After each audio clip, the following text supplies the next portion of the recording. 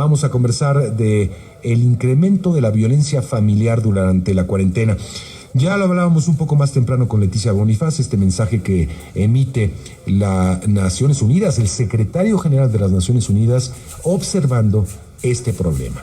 En COVID-19, durante la cuarentena, en el aislamiento, hay que observar el fenómeno de la violencia intrafamiliar y atenderlo y denunciarlo, por supuesto. Está con nosotros Abraham Madero, director ejecutivo de Early Institute. ¿Cómo estás, Abraham?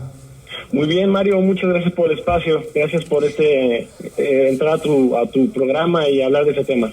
Bueno, pues creo que ayer Naciones Unidas pone el dedo en el renglón, emite este comunicado en donde pues hace eco del problema, un problema que se ha venido conversando en los últimos años, meses diría yo, de manera muy intensa y que ahora pues no es ajeno a la realidad que estamos viviendo con el aislamiento.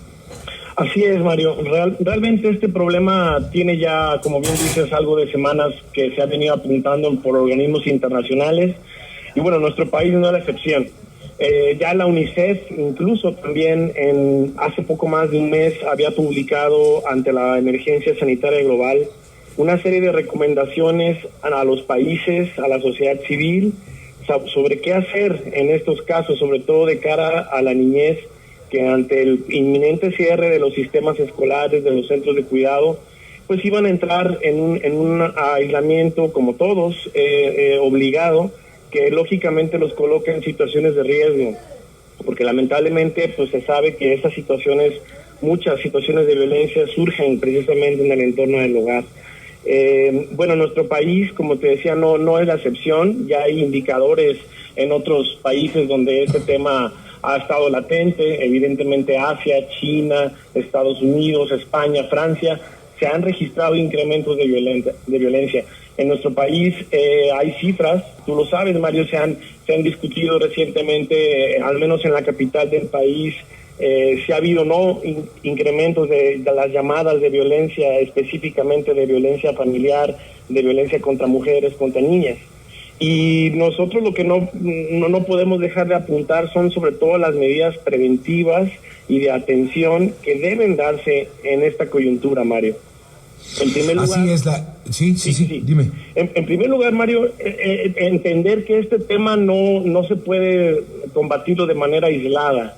No corresponde únicamente a la sociedad civil, a los medios de comunicación, sino a todos.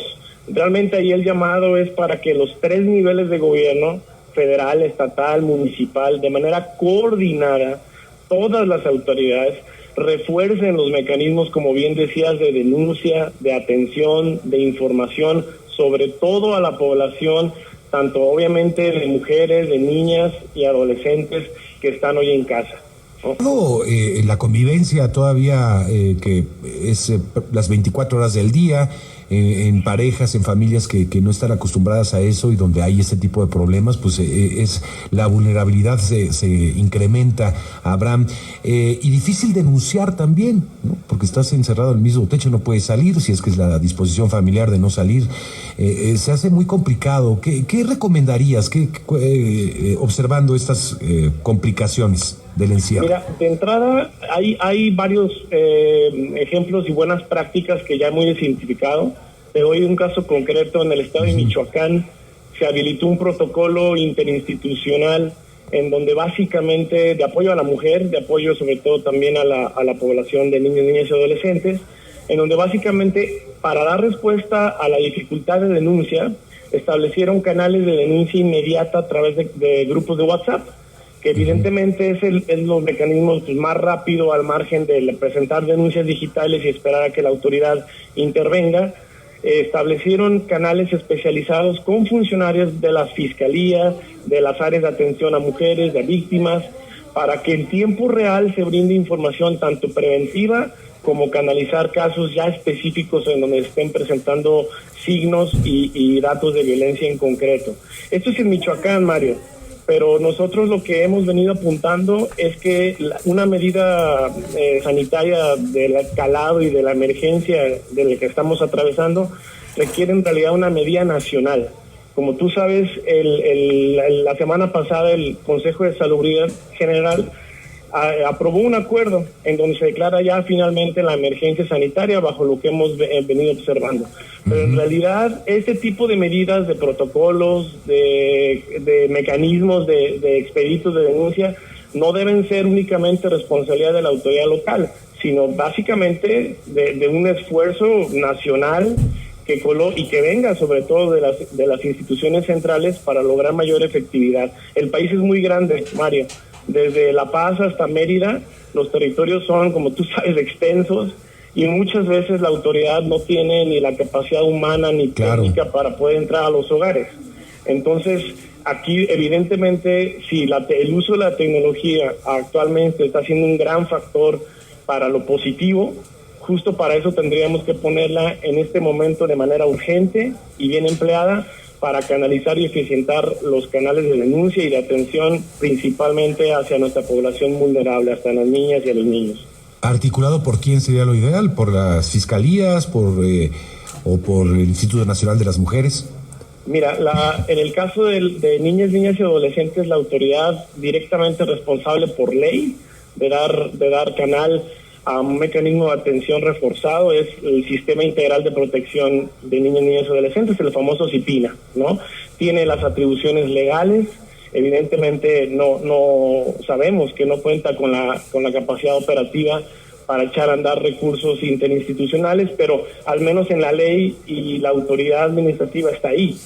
No solamente este sistema se integra por autoridades federales, se integra realmente por un cúmulo de instituciones, incluyendo los sistemas estatales que deben estar permanentemente funcionando de manera emergente para vigilar y monitorear todas las políticas públicas y en este caso de atención a esta población. En realidad el mecanismo legal ya existe, Mario. Bueno, pues ahí está el llamado para instrumentar esto en este momento tan complicado. Son muchas las variables que hay que analizar y esta es una de las esenciales. Muchas gracias, Abraham, por estar con nosotros.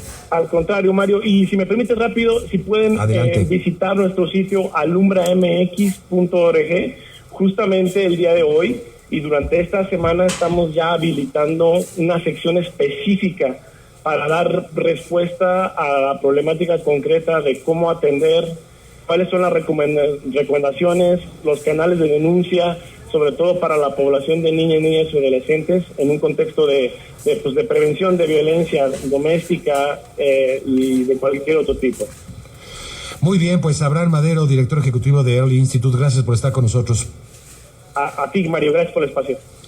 Bueno, y fue ayer, abril 5, en la tarde de este domingo, cuando el secretario general de las Naciones Unidas, Antonio Guterres, ofreció un discurso, un mensaje para tratar contra la violencia de las mujeres en el contexto de la cuarentena por el COVID-19.